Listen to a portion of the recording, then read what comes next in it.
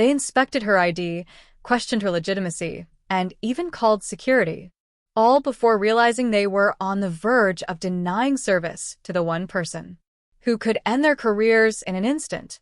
For months, the thought had lingered in the back of her mind. At first, it was quiet, easy to ignore. But the more she sat with it, the more it gnawed at her. Danielle Grayson had built Grayson Trust from the ground up. Her bank, her legacy. She wasn't just a CEO in a glass office, overlooking a skyline.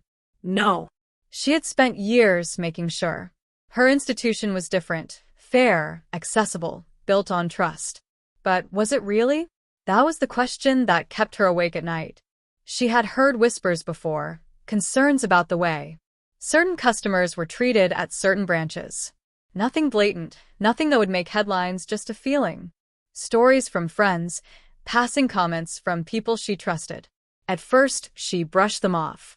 After all, her bank had strict policies, fair treatment, anti-discrimination, customer service excellence. But policies?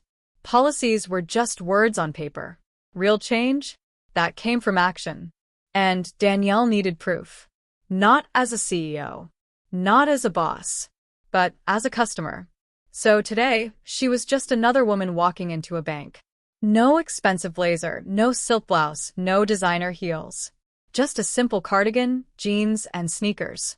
She pulled into the parking lot of a Grayson Trust branch in Indianapolis, Indiana, a location she had personally approved.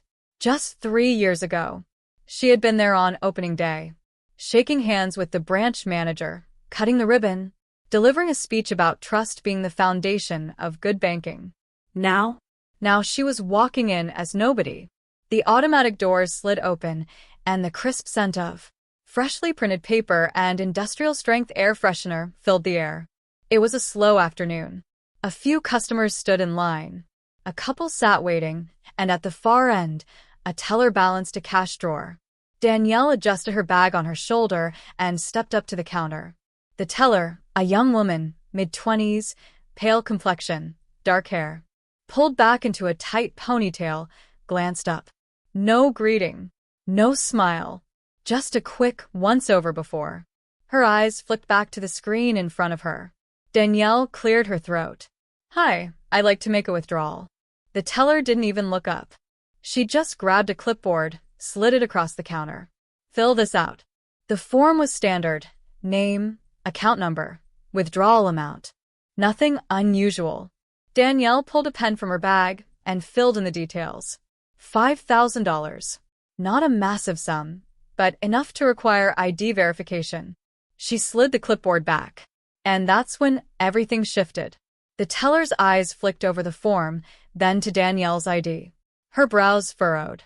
Lips pressed into a thin line. Something changed in the air, subtle, but there. Danielle waited. Gave her the benefit of the doubt. The teller looked at her again, this time, really looked. Then a pause. Too long. A hesitation that hadn't been there before. In that split second, Danielle knew. This wasn't about the withdrawal. This wasn't about a banking policy. This wasn't about security. It was about who they thought she was. The teller's fingers hovered over the keyboard. Then, like she had come to some silent decision, she slowly placed Danielle's ID back on the counter. I'll be right back." Danielle's eyes narrowed as the teller grabbed the ID and disappeared through the manager's office door. She exhaled slowly, tapping her nails against the marble countertop. She had expected to be treated differently. She hadn't expected this. And something told her this was only the beginning. But one thing was certain. Danielle Grayson wasn't leaving. Not until she got answers. Because now, she had it all on camera. The hesitation, the scrutiny, the different treatment, the security call. And now, him physically trying to take back the one piece of evidence that proved she had every right to be there. She didn't flinch. Didn't react the way they expected. Instead, she just smiled. A slow, knowing smile that made Todd's confidence falter just a fraction. "Thank you, Todd," she said, her voice smooth as silk. "You just made this much easier." And with that, she ended the recording, picked up her ID, and walked out, not because she was backing down,